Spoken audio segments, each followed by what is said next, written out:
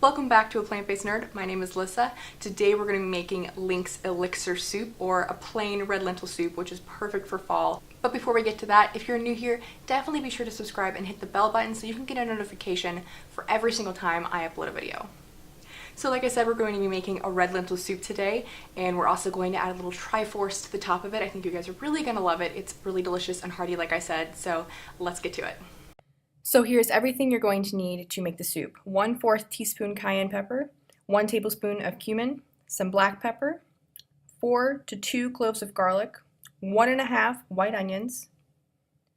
You're going to need 4 large carrots, along with 1 1/3 cups of red lentils, and 2 tablespoons of tomato paste. You are also going to need a tablespoon of olive oil along with a vegetable stock. I am using Better Than Bouillon seasoned vegetable base that you can get at Walmart. You are also going to need 1/4 cup of nutritional yeast and 6½ cups of water. The first thing you want to do is peel your carrots and roughly chop up your carrots and onions. They don't need to be in any uniform shape or size. We're going to be blending this soup, so it really doesn't matter. Next, you want to place your onions and carrots into a large pot over medium to low heat with your 1 tablespoon of olive oil. And now you just want to begin sautéing, continuing to stir occasionally. Once your onions start to become a little translucent, you want to start putting a little bit of water, about 1/4 cup at a time, into the pot. And we're going to start steaming/boiling the carrots. And this is probably the most crucial part of creating a really delicious soup. Once you do that, you also want to add a lid to the pot so that the carrots can cook faster. You don't want to stop doing this process until you can easily pierce the carrots with a fork, and this is going to remove any of the really strong carrot flavor. You're still going to have a little bit, but it's going to remove quite a lot of it, and it's going to help the carrots blend really easy when we blend it up in the blender. If the water at the bottom of the pot starts to boil out, you just want to add another 1/4 cup. I typically have to do this around 3 times. Once your carrots are easily pierced with a fork, you want to go ahead and add your tomato paste before you add any of the other ingredients in. This is going to help remove some of the additional bitterness from the tomato paste, and it's going to just add a really great savory flavor instead. And you want to heat this up for about, I'd say, a minute or 2 before we start to add the other ingredients in.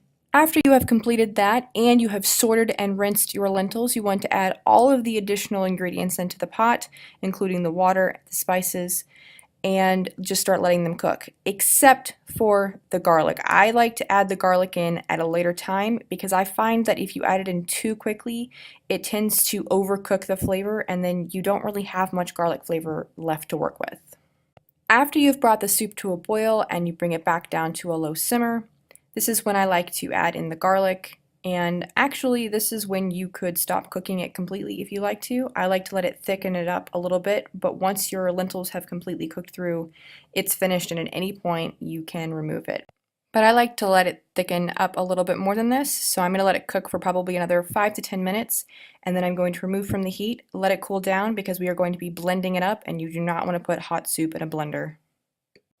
Now we're going to start blending up the soup. You could use a much bigger blender than this. This is just the one that I'm working with, or you could use an immersion blender, of course. If you are going to use a blender that has a lid to it and it's not completely cooled down, you need to leave an opening in the lid like mine is here. Mine is completely cool though, so I'm going to be going ahead and closing that when I blend it. Now that we have our blended soup, all you have to do is put the triforce on top, of course, if you want to. I'm just going to use a regular piping bag with a large piping tip on it and some hummus. Using a toothpick, I went ahead and just drew in a triforce to put on top so that I had some sort of guideline because I did this before and I screwed it up so many times. So this is definitely the easiest way to do that.